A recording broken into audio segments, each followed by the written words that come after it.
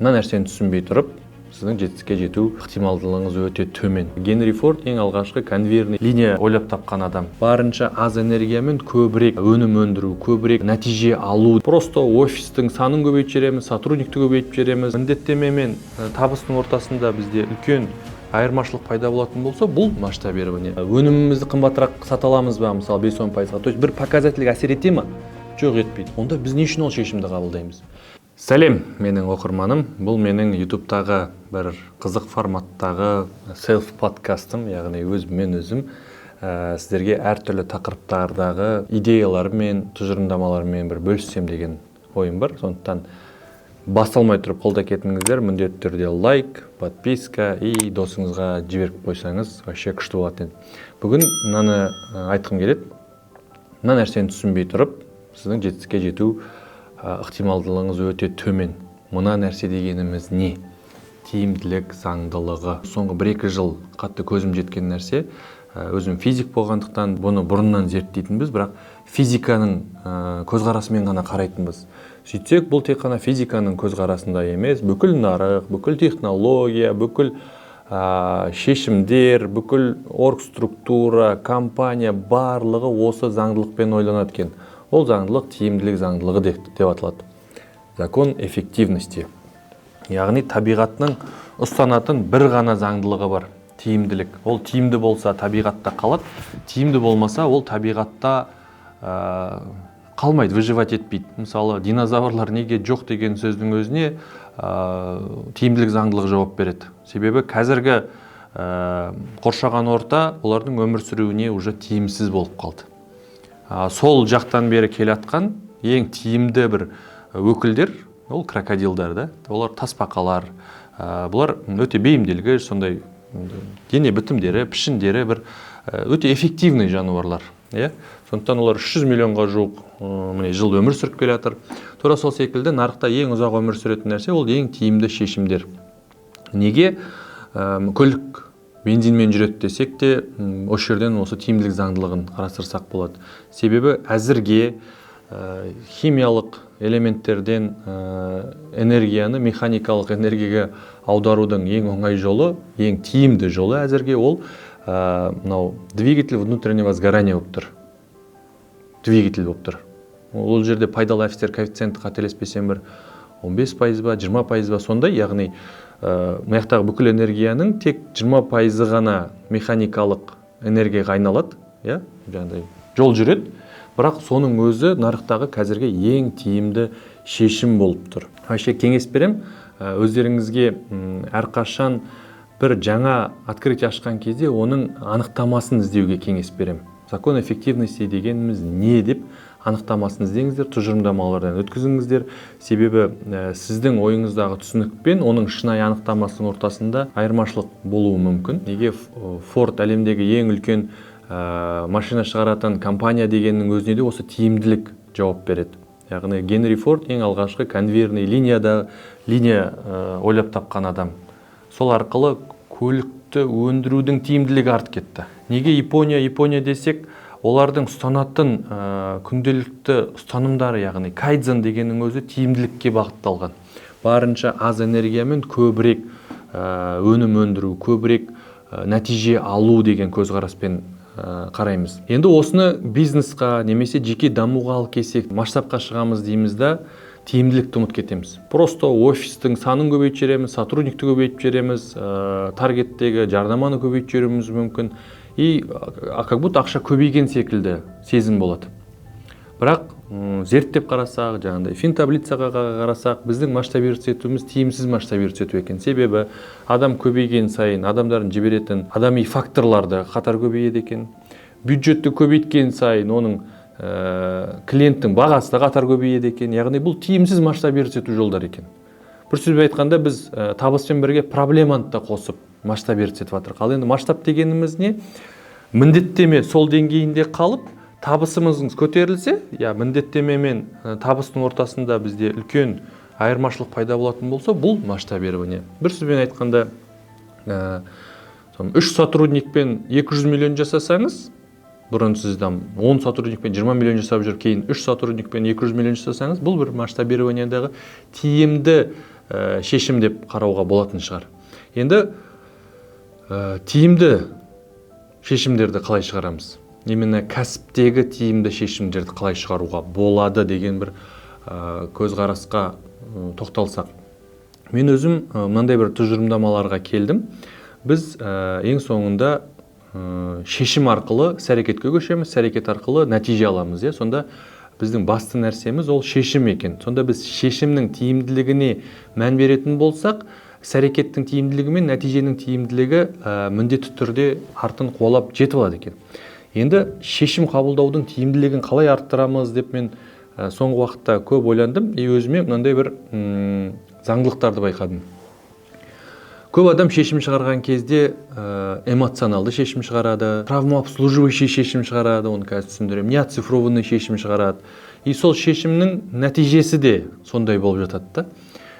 Мен байқағаным, шешім максималды тұрғыда нәтижелі болу үшін, тиімді болу үшін мен мына 3 фильтрді қойдым. Бірінші, шешім не травмообслуживающий болуға қажет. Яғни сенің жасап жатқан шешімің бір сенің нәпсіңнің жемісі болмауға қажет. Қарапайым мысалмен қарайық. Мен бір кәсіпкерді білем, общепит саласында 5 точкасы бар, бір жақсы кәсіпкер болған, жақсы ақша тауып тұр, машинесі бар, үйі бар. И бір моментте тұрады да, ол личный бренд жүргізем деген шешім шығарады. Мен түсінбеймін, не үшін екен? Вообще тиімділік көріп тұрған жоқпын ол жерден. Ол өзі үшін, бірақ ол шешім өте тиімді шешім отыр. Маған подписчик керек, маған узнаваемость керек дейді. И ол алатта жаңағыдай әр түрлі контент-мейкерлермен, контент-продюсерлермен жұмыс жасайды, бірақ оқырман жинайды, но оқырманы сатып алатын оқырман емес. Байқадыңыздар ғой, соңғы кездері жаңағы пранк арқылы, соцэксперименттер арқылы оқырмандар жинап жатыр. Бірақ бұл тиімді оқырман жинау каналы ма деген сұраққа жауап берейік. И неге кәсіпкер именно осындай пранк жасайым, личный бренд жүргізем деген шешім қабылдайды? Себебі бірінші шешім оның травмасынан шығып тұр. Ол уже 5 кәсіпті ашқаннан кейін, ол оның басқа адамдар оның байқағанын қалайды. Себебі 5 кәсіпті ашады, ол ешкім оны танымайды, ешкім оны мойындамайды, ешкім оны көрмей тұр. И осы жерде адамға бір гениальный идея келеді. Ол оны ақтап алады, мен личный бренд жүргізіп жатырмын деп. Ал ақиқатында ол бір мойындату үшін жұмыс жасап жатыр. Яғни оның шешімі травмообслуживающий, травмасына, нәпсісіне жұмыс жасап жатыр. И бұл шешім уже тиімді емес шешім. Ең соңында біз көрдік, ол кәсіпкердің кәсібінен сәл фокусы алынып кеткендіктен, фокусы уже контентке салынып кеткендіктен кәсібінің обороттары кішігірім құлайды, ол бірақ дер кезінде реакция береді, қайтадан бұрынғы кәсібіне келеді, кәсібін домалатады, қазір жағдайы жаман емес, жақсы. Бұл бірінші шешімнің травмообслуживающий шешімдер дегеніміз осы. К примеру, мысал. Енді біз сотрудник алған кезде де травмообслуживающий шешімдер шығаратын сотрудниктермен, қызметкерлермен, немесе сондай партнерлармен жұмыс жасамауға тырысуымыз қажетпіз. Мысалы, бір қарапайым мысал ретінде айтайықшы, сіз бір компанияңызға маркетолог алдыңыз. Ол маркетолог айтады да, білеміз, ең үлкен выставка жасауымыз қажетпіз дейді. Там бір 100 миллиондық шығын жасап, ана блогерларды тарту қажет, мынаны тарту қажет, там Алибековті алып келу қажет, біз үлкен бір күшті форум жасауымыз қажет. Біз неге десе, ол жерде бір күшті не жоқ, связка жоқ. Оның ойынша ол өзіндегі бір травмасын солай жауып тұр. Кейін ол өзінің резюмесіне мен осындай үлкен форум жасадым деген бір резюме үшін жұмыс жасап жатқан болуы мүмкін. Сонда сіздің компанияңыз бір сотрудниктің травмасын орындау үшін жұмыс жасап кетеді да.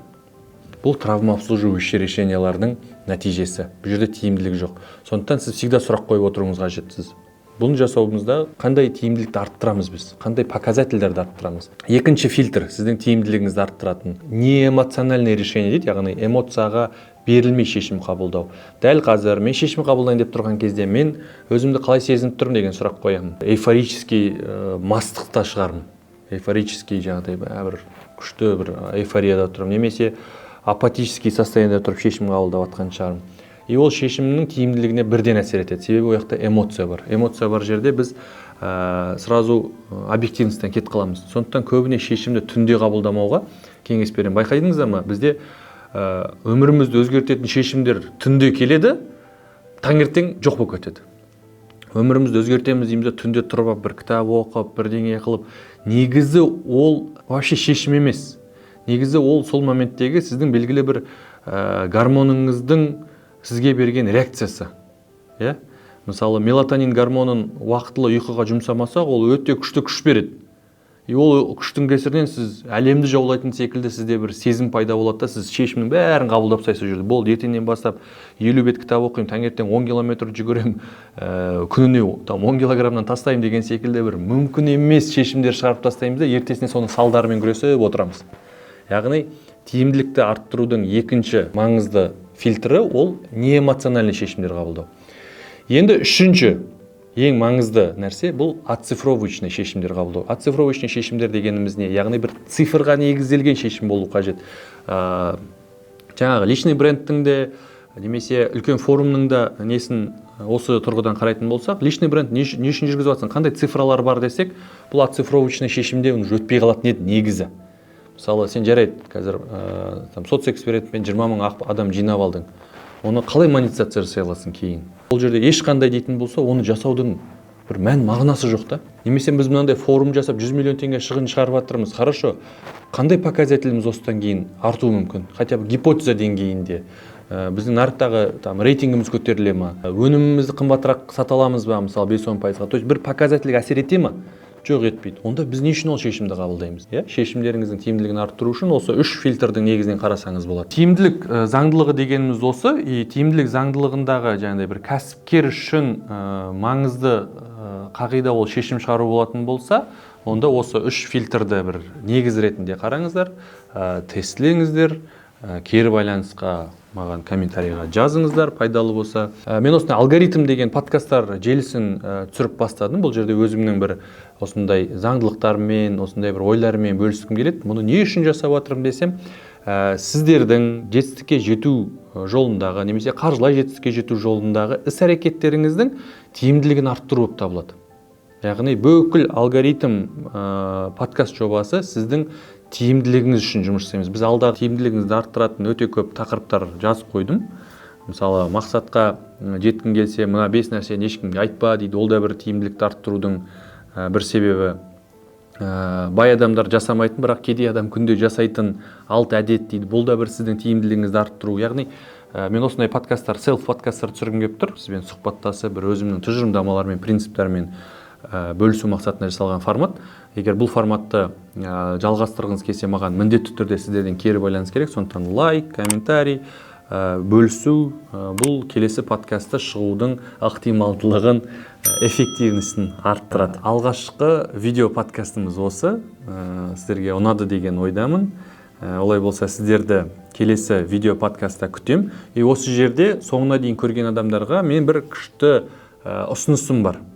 Бізде алгоритм деген кішігірім онлайн курс бар. Үлкен ақша алгоритмі деп атаймыз болмаса. Ол жерде біз осы соңғы 5 жылда маған әсер еткен әр түрлі алгоритмдерді мен сабақ ретінде жаздым. Ол шешім қабылдау алгоритмі, ол жеке қаржы басқару алгоритмі, ол тиімділікті арттыру алгоритмі, ол нарықтағы жетістік паттерндары, ол жеке кәсіптегі басқару алгоритмі, командадағы адам алу алгоритмі деп өзімнің бір эксперттілік тұжырымдамаларымнан шыққан принциптарымды сол жерде бөлістім. Міндетті түрде көріңіздер. Өте құны мен құндылығының арасында разница өте көп. Толық ақпарат алу үшін төменде біз пікір бөліміне немесе описанияға сілтеме қалдырып кетем. Кіріп, алғашқы бірінші кіріспе сабағы тегін, соны көрсеңіздер болады. Әрі қарай ұнағанына байланысты сатып алып жалғастырсаңыздар болады, жалғастырмасаңыздар болады. Бірақ сол алгоритм жобасынан өткен адамдармен біз бір телеграм чатта бір орта құрып жатырмын. Сол ортада біз ай сайын бір Zoom кездесу ұйымдастырып, сол Zoom кездесуде осы әр түрлі тақырыптарды қорытқымыз келеді. Әр түрлі тиімділік заңдылығын, мысалы, кері байланыстар арқылы қорытып, размышлять етіп, жаңағыдай командаға байланысты неше түрлі тұжырымдамаларды қорытып, разгонять етіп деген секілді бір сондай онлайн орта құрып жатырмын. Егер сол қызық болатын болса, онда мен сіздерді сол алгоритм жобасында күтемін. Ал қалған оқырмандарымды келесі подкастта кездескенше. Барлықтарыңызға сау, саламат.